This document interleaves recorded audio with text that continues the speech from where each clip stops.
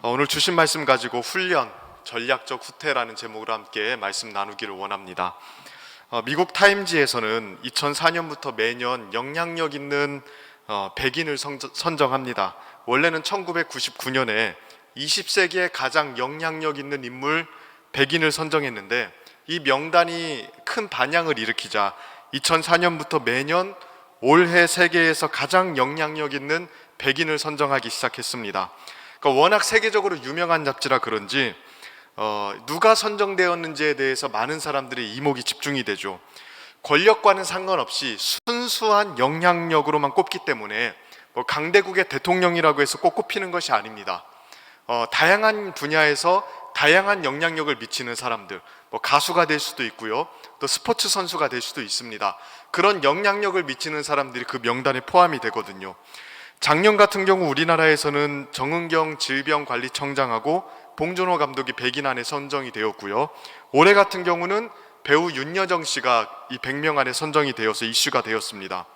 또 윤여정 씨 외에도 시진핑 중국 국가주석이라든가 영국 해리 왕자, 또 그 부인인 메건 여사, 또 카멜라 해리스 미국 부통령, 이런 사람들이 야구 선수 오타니 쇼헤이, 이런 사람들이 이제 그 100명의 명단 안에 이름이 있더라고요. 여기에 속한 이름들만 봐도 굉장히 다양한 분야의 사람들이 많은 사람들에게 다양한 방식으로 영향력을 미치고 있다는 것을 우리가 알 수 있죠. 오늘날 사람들은 이렇게 영향력을 미치는 사람들에게 집중을 합니다. 왜 그렇습니까? 세상이 이러한 사람들에 의해서 형성되고 변화된다고 보기 때문이죠. 쉽게 말하면 이러한 사람들은 오늘날 세상의 주인공과 같은 사람입니다.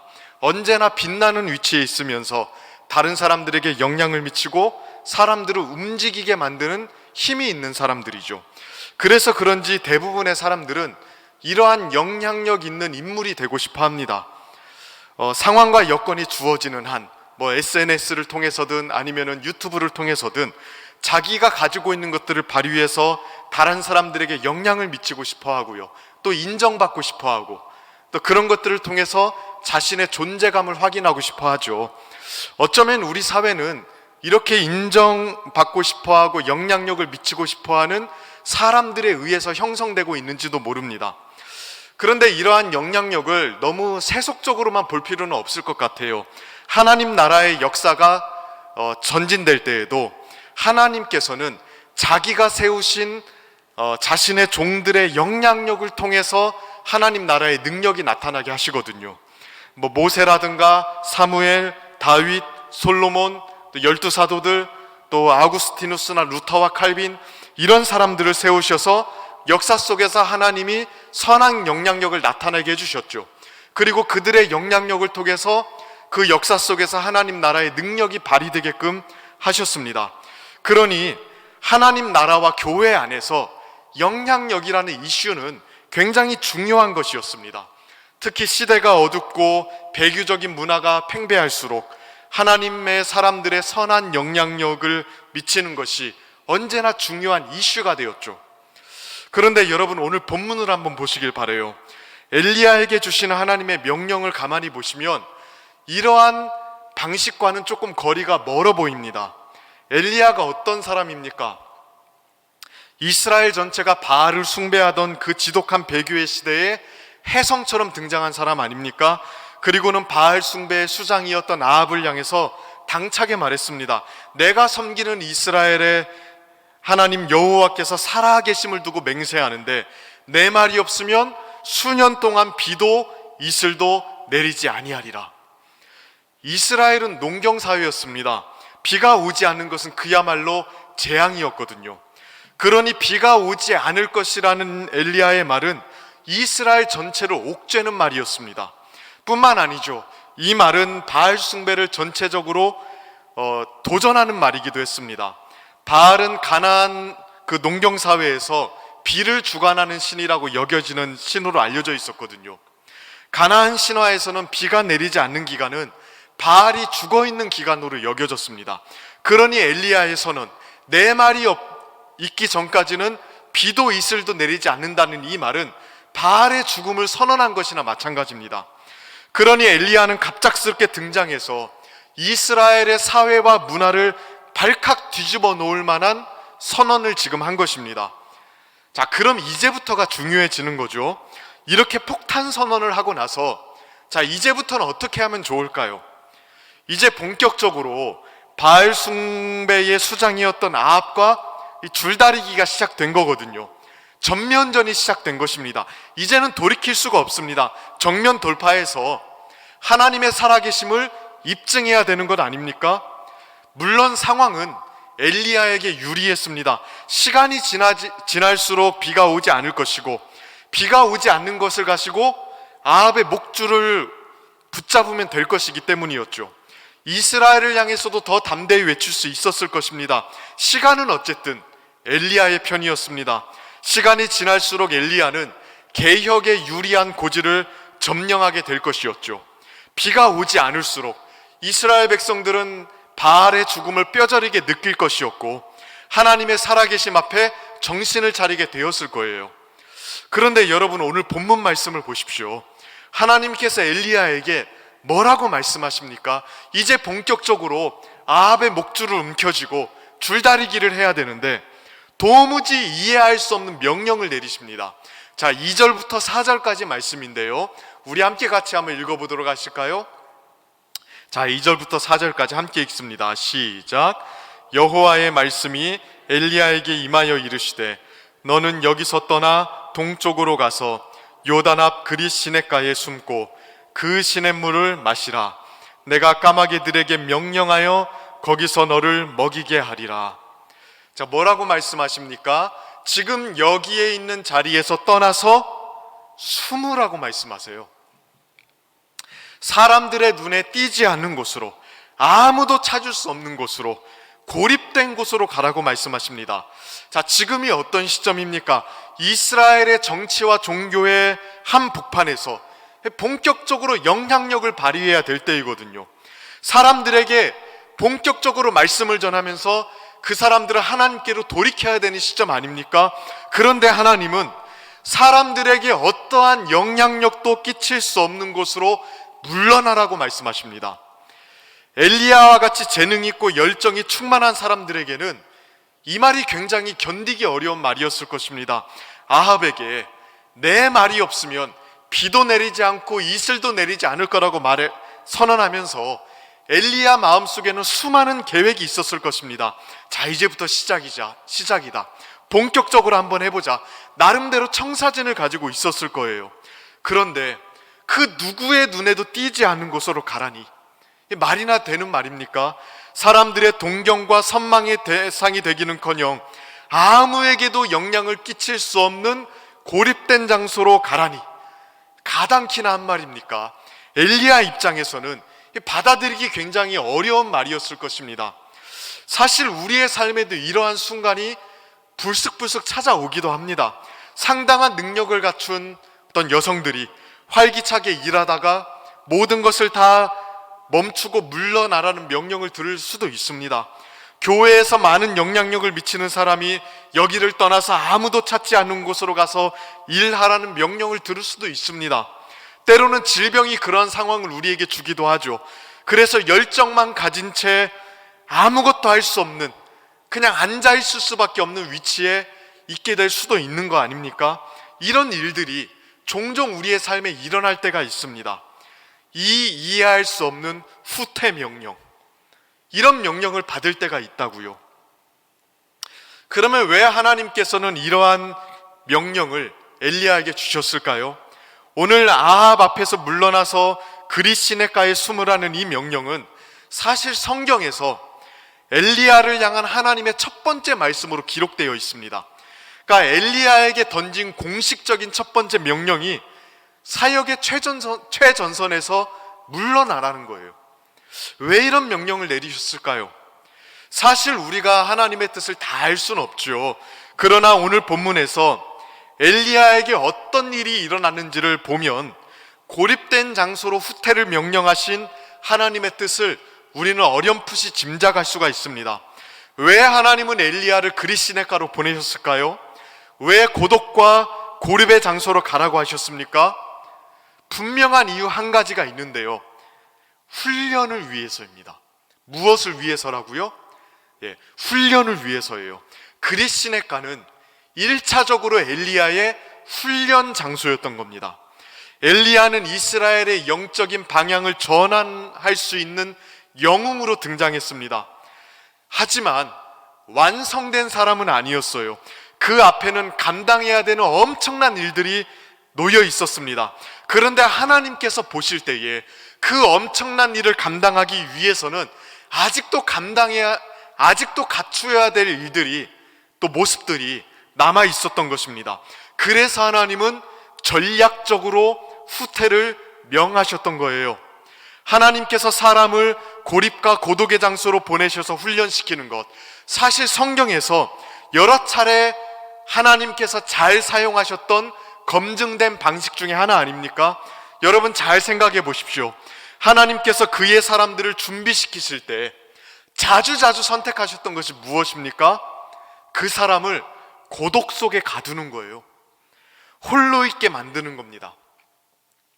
우리는 종종 사람은 현장에서 배우고 현장에서 커간다는 이야기를 많이 하죠. 맞는 말입니다. 일을 하는데 필요한 수많은 노하우, 또 감각, 이런 것들은 현장에서만 키워집니다. 그러나 하나님의 일꾼들이 갖추어야 하는 그 독특한 인격적인 특성, 그 독특한 스피릿은 대중들 틈에서 길러지는 것이 아닙니다. 고독 속에서 배우거든요. 성경이 나오는 하나님의 종들을 한번 여러분 가만히 생각해 보십시오.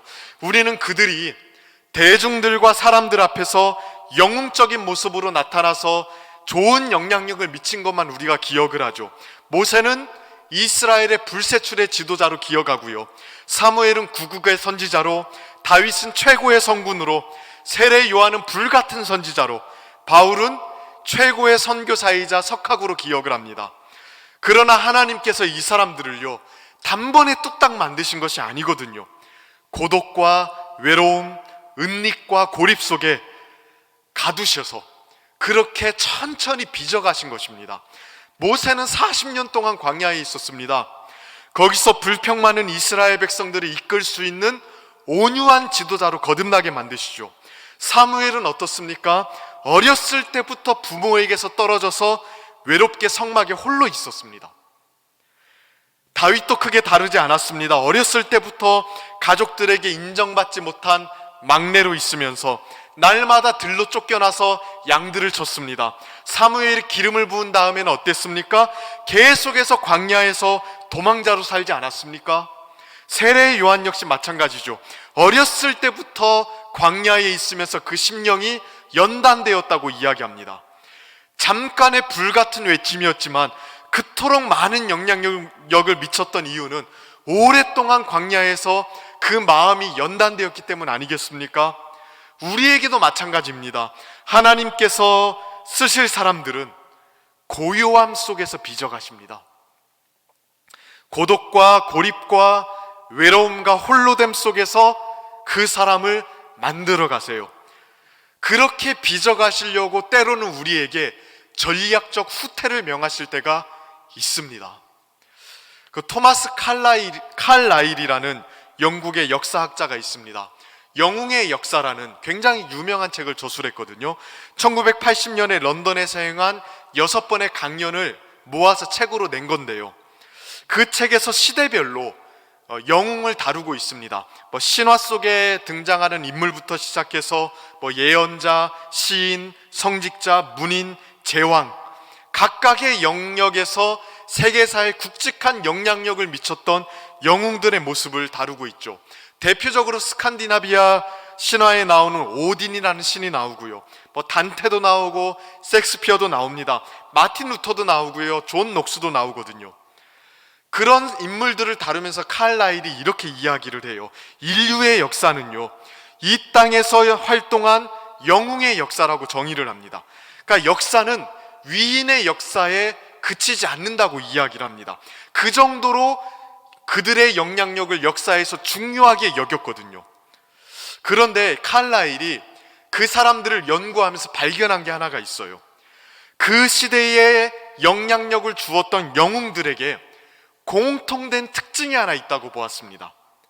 모든 영웅들이 가지고 있는 공통된 특징 뭔지 아십니까? 도덕적 용기입니다. 도덕적 용기. 그의 책의 일부분을 제가 잠깐 인용해 드릴게요. 영웅의 능력은 과학적, 군사적 재능과 같은 특정 분야가 아니라 성실성, 통찰력 등 도덕적 자질에 있다. 영웅은 시인, 예언자, 왕, 성직자, 문인 등 다양한 재능과 능력을 가지며 서로 다른 모습을 가지지만 도덕적 자질을 갖춘 점에서는 한결같다. 그 시대 속에 영향을 미친 모든 위인들이 다 도덕적으로 고결했대요. 도덕적 기준에 있어서는 타협이 없었고요. 거기에 있어서는 용기를 발휘했던 사람들이라고 이야기하고 있습니다. 그런데 여러분, 이 도덕적 자질이라는 게 한 번에 뚝딱 만들어지나요? 한 번의 결심에 의해서 갑자기 사람이 정의로워지거나 성실해지거나 그러나요? 그러지 않죠. 오랜 시간 동안 자신을 되돌아보고 성찰하는 것이 누적되어야 그 사람에게 도덕적인 자질이 성품으로 굳혀지는 것 아닙니까? 그러니 위인은 고독과 친해질 수밖에 없는 거예요. 홀로 있으면서 자신을 되돌아보고 자신을 성찰한 게 오랜 시간 동안 누적되었을 때 그때 도덕적 용기가 생긴다고 보고 있는 거거든요. 하나님께서 우리를 빚어가실 때도 마찬가지입니다. 하늘에서 벼락이 떨어지는 것처럼 우리를 뚝딱 만들지 않으세요. 대부분 하나님 앞에서 자신을 돌아보게 만들고 하나님 앞에서 깎이게 만들고요, 하나님 앞에서 정죄받게 만듦으로써 우리를 빚어가시죠. 고독과 고립의 장소, 하나님 앞에 단독자로 설 수 있는 그 자리에서 우리를 만들어 가신다고요. 그래서 때로는 우리를 일터나 사역에서 물러나서 홀로 있게 만들 때도 있는 겁니다. 또 다른 사람에게 멀어져서 사랑과 관심을 받지 못할 때가 있게 만드시기도 하는 겁니다. 사랑하는 사람과 이별을 경험하게 하거나 갑작스럽게 은퇴를 하게 되거나 한직으로 발령을 받기도 하는 거죠. 우리는 그런 상황을 사실 잘 견디질 못하거든요. 저도 그렇습니다. 사람들의 박수와 갈채와 인정과 칭찬 속에 있는 게 훨씬 좋습니다. 그런 걸 좋아하는 게 사람의 본성 아닙니까? 그러나 하나님의 사람은 사람들의 시선, 사람들의 칭찬과 박수와 갈채 속에서 만들어지는 게 아닙니다. 고독 속에서 주님을 만나고 그의 인격과 심령이 하나님 앞에서 은밀하게 다루어지는 그 자리, 그 시간, 그 장소에서 만들어지는 거예요. 이건 나이와 상관이 없습니다. 사무엘과 세례 요한은요, 어린 시절부터 혹독한 고독 속에서 빚어져 갔고요, 반대로 모세와 바울 같은 사람은 어떻습니까? 어느 정도 나이가 들어서 광야로 들어가거든요. 인생의 어느 시점에서 하나님께서 우리를 그리스도인가로 부를지 우리는 알지 못합니다. 그러나 그런 때가 오면 영적으로 알아차릴 필요가 있습니다. 하나님께서 나를 고독의 자리로 부르시는구나, 나와 더 깊은 만남을 통해서 온전하게 빚으시기를 원하는구나, 나에게 가르칠 게 있으시구나. 우리는 이 점을 잘 알고 하나님께 응답할 수 있어야 됩니다. 그렇다면 하나님께서는 그리시네가에서 엘리야의 어떤 부분을 다듬으시고 훈련시키셨습니까? 사실 본문을 통해서 우리가 이것저것 많은 것들을 다룰 수 있지만 오늘 하나님께서 엘리야에게 가르치고자 하셨던 것, 크게 두 가지만 이야기하고자 합니다. 첫 번째로는요, 순종의 가치를 알게 하셨습니다. 뭘 알게 하셨다고요? 순종의 가치입니다. 오늘 본문의 구조가 이것을 굉장히 분명하게 이야기해 주는데요, 하나님께서 엘리야에게 하시는 말씀을 보면 세 가지를 명령하시거든요. 2절부터 4절까지 말씀을 한번 같이 보실까요? 2절부터 4절까지 말씀 다시 한번 읽어보도록 하겠습니다. 시작. 여호와의 말씀이 엘리야에게 임하여 이르시되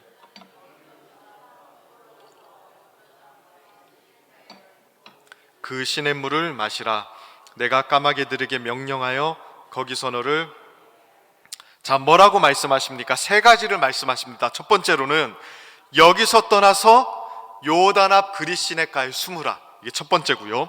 두 번째로는 시냇물을 마시라. 세 번째로는 까마귀들에게 명령하십니다. 엘리야를 먹이라고 말입니다. 자, 그럼 여기에 대해서 어떤 일이 일어나는지도 한번 보실까요? 5절, 6절 말씀인데요. 여기도 같이 한번 읽어보도록 하겠습니다. 시작. 그가 여호와의 말씀과 같이 하여 곧 가서 요단 앞 그릿 시냇가에 머물매 까마귀들이 아침에도 떡과 고기를 저녁에도 떡과 고기를 가져왔고 그가 시냇물을 마셨으나. 자, 하나님께서 말씀하신 그대로 이루어집니다. 엘리야는 어떻게 합니까? 여호와의 말씀과 같이 하여 요단 앞 그릿 시냇가로 갑니다. 그리고 하나님의 말씀대로 시냇물을 마시죠. 엘리야만 순종했습니까? 까마귀들도 하나님의 말씀에 심지어 순종합니다. 엘리야에게 떡과 고기를 아침과 저녁으로 가져다 주죠.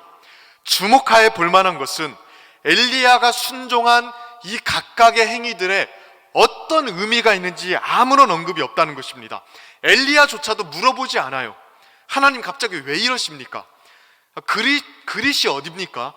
전 한 번도 가본 적이 없는데요. 거기 가서 뭘 해야 됩니까? 아니, 시냇물만 먹고 있으라고요? 하나님, 그게 도대체 무슨 의미가 있습니까? 먹을 것은요, 새들이 가져다 준다고요? 그것도 까마귀가요? 구약 성경에서 하나님께서 분명히 까마귀 부정한 짐승이라고 말씀하셨는데 그 새가 가져다 준 걸 먹으라고요? 하나님, 이게 무슨 의미가 있습니까? 저 같으면요, 이러한 질문들을 수도 없이 던졌을 것 같아요. 그러나 본문에는요, 아무런 항변도 없고요, 아무런 질문도 없고요, 심지어 아무런 설명도 없습니다. 그냥 하나님께서 말씀하셨고 말씀하신 대로 되었다는 기록밖에 없습니다. 심지어 레위기 11장에 나오는 가증한 새로 나오는 까마귀조차도 하나님의 말씀에 순종합니다. 그러니까 이 본문에서는 순종의 이유가 중요한 것으로 나오지 않습니다. 그냥 순종 자체가 중요한 것으로 나옵니다. 사실 그 순종에 관련된 이야기를 할 때 우리에게 늘 어려운 부분이 이런 거 아닙니까? 솔직히 말해서 우리는 순종 자체보다도 순종의 이유를 더 중요하게 생각을 합니다. 순종할 만한 이유가 있어야 순종하죠. 언제나 우리는 이렇게 생각한다고요. 그래서 순종할 때 순종할 수 있는 명분과 실리와 합당한 이유들을 우리가 굉장히 많이 찾습니다. 그것이 맞아야 순종의 가치가 있다고 여길 때가 많다고요. 그런데 본문은요, 정반대의 이야기를 하고 있는 거예요. 그릿 시냇가로 가라고 하니까 간 거고요, 거기에 있는 시냇물을 먹으라고 하니까 먹은 거고요, 까마귀들에게 빵과 고기를 가져다 주라고 하니까 까마귀들까지도 그대로 한 겁니다. 이게 본문의 전부입니다. 순종의 이유와 명분과 실리가 아니라 순종하는 것 자체가 중요하다고 이야기하고 있는 거예요. 때로는 하나님께서 엘리야에게 주셨던 것과 같은 명령을 우리에게 주실 때도 있지 않습니까? 우리의 이득에 반대되고 우리의 생각과는 다르고 우리의 명분이 되지 않은 명령, 우리의 영향력이 축소되고 사람들에게 잊혀지는 고독과 외로움의 자리로 들어가라는 명령, 우리가 좀처럼 견디기 어려운 명령들, 우리의 세포에 알알이 박혀있는 인간적인 본성과 완전히 배치되는 명령들, 그런 것들을 주실 때가 있다고요. 그럴 때 여러분들은 어떻게 반응하고 계십니까? 순종을 해야 될 이유가 없으니까 순종하는 것은 잘못되었다고 생각하십니까? 하나님, 우리는 그런 식으로 일하지 않습니다, 이렇게 이야기하십니까? 오늘 본문은 적어도 그렇게 가르치고 있지 않습니다. 하나님께서는 그래도 하나님의 명령에 순종하기를 원하시는 거예요. 순종 그 자체의 가치를 두시는 겁니다. 물론 엘리야도 하나님의 이 명령이 편하지만은 않았을 거예요. 누구와도 접촉할 수 없는 곳에 고립되어서 무기력하게 아침 저녁으로 까마귀만 기다리고 있는 모습을 생각해 보십시오. 엘리야라고 좋았겠습니까? 하루 종일 대화할 사람도 없어요. 그냥 빈둥거리면서 시냇물 마시고 있는 겁니다. 엘리야 같이 열정 있는 사람이 좋아할 만한 상황이 아니라고요. 그러나 엘리야는 이러한 명령들을 통해서 순종의 가치를 배웠던 겁니다. 그리고 그 순종의 모습을 통해서 하나님을 저버린 이스라엘 백성들에게 하나님의 백성이라면 마땅히 나타내야 되는 순종의 표본이 무엇인지를 보여주고 있는 거예요. 하나님이 말씀하시면 인간을 포함한 모든 피조물이 순종하고 행해야 되는 그 하나님 나라의 원형의 모습을 오늘 본문을 통해서 보여주고 있었던 겁니다. 그게 그리스도인의 가치 아닙니까? 저는 우리에게도 동일한 사명이 있다고 믿습니다. 교회는 이 배교의 시대 속에서 그리스도인과 같은 곳이 되어야 됩니다. 온 세상의 하나님을 다 우습게 생각하고 순종하지 않아도, 끄떡하며 하나님을 향해 손가락질을 해대도 교회만큼은 하나님의 명령에 절대적으로 복종함으로 우리에게 명령하시는 주가 살아계심을 나타낼 수 있는 곳이 되어야 되는 것 아닙니까? 하나님께서 아합이 먼저 순종하기를 기대하셨겠습니까? 예루살렘에 있는 수많은 고위 관료들과 바알의 제사장들이 먼저 복종하기를 원하셨겠어요? 아닙니다. 하나님이 먼저 원하신 거는 하나님의 사람이 먼저 순종하는 거 원하셨던 거예요. 그것을 통해서 이스라엘의 저 구석탱이에서도 하나님 나라의 모습이 나타나고 있다는 것을 증명하기를 원하셨던 겁니다. 우리에게도 마찬가지 아니겠습니까?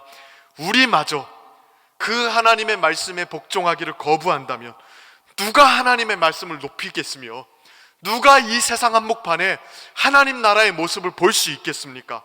그리스 시내가에서라도 그 초라한 선지자 한 명과 까마귀 몇 마리가 하나님께 순종하고 있어야 하나님 나라가 역사 속에 존재하는 겁니다.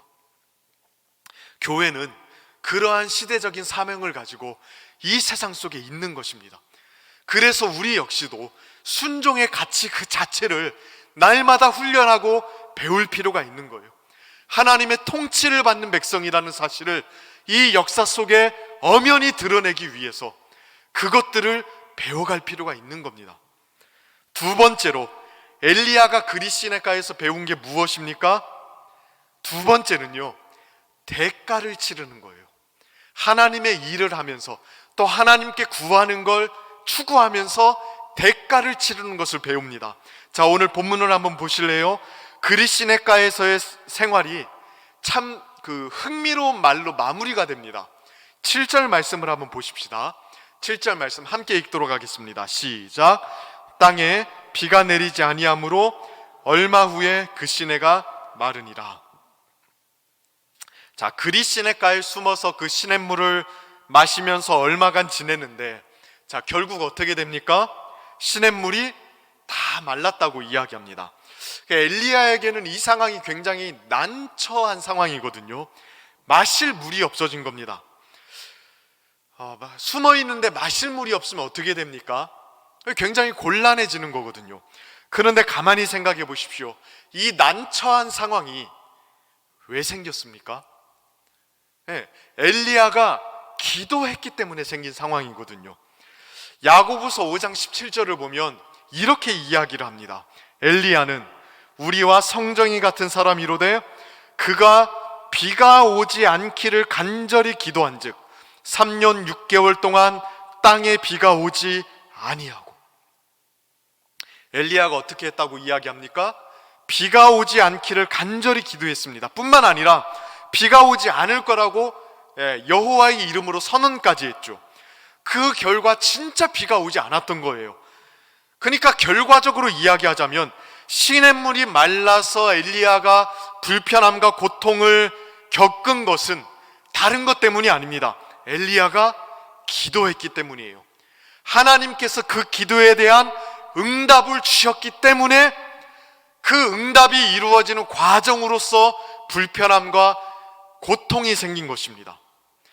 엘리야가 아무것도 하지 않았다면, 그러니까 바알 숭배를 보고도 눈 질끈 감아버리고 그래서 하나님께 아무것도 구하지 않고 하나님의 이름으로 어느 것도 선언하지 않았더라면 아무런 불편함을 감수하지 않아도 되었을 것입니다. 그러나 엘리야는요, 개혁을 원했고 이스라엘의 회복을 원했습니다. 그 소원 때문에 비가 오지 않도록 기도했고 그 기도 때문에 시냇물이 마르는 이 불편한 상황에 직면하게 된 것입니다. 이 상황이 엘리야에게 주는 의미는 분명했습니다.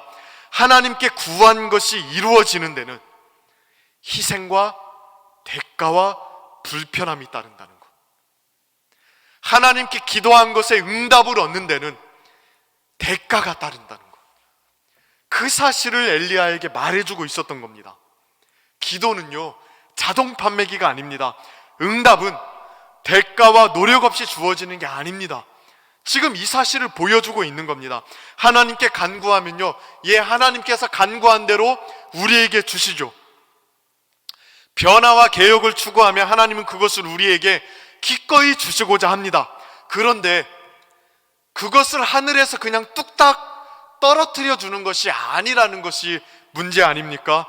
우리의 노력과 희생과 대가 치름을 통해서 그 일을 이루어 가시는 거거든요. 우리가 이 부분을 참 많이 놓칠 때가 많습니다. 그래서 구하는 것에 열매를 얻지 못할 때가 진짜 많아요. 가만히 생각해 보십시오. 우리가 얼마나 많은 것을 하나님 앞에 간구합니까? 하나님 우리 교회가 좋은 교회가 되게 해주세요. 우리 그렇게 정말 많이 기도하지 않습니까? 그러면 하나님께서 그 기도에 어떻게 응답하실 것 같습니까? 어떻게 우리를 좋은 교회 되게 만드실 것 같습니까? 그냥 어쩌다가 갑자기 우연한 기회에 은혜 확 받고 한 번에 변화되게 하실 것 같습니까? 그렇게 하실 수도 있습니다. 또 교회의 역사 속에서 하나님께서 그렇게 역사하신 적도 있습니다. 그러나 그것은 하나님의 일반적인 방식이 아니죠. 우리의 모난 성품을 깨트리시고 우리의 왜곡된 마음을 끊임없이 교정하시고 교회를 더 많이 사랑하게 만드시고 교회를 위해서 더 많이 희생하게 만드실 겁니다. 그런 희생 없이는 좋은 교회가 되는 일이 없게 만드십니다. 그게 하나님의 방식입니다. 하나님, 제가 거룩한 성도가 되고 싶습니다. 여러분 이렇게 기도하셨습니까? 그럼 각오하셔야 됩니다. 세상적인 즐거움을 빼앗길 거거든요.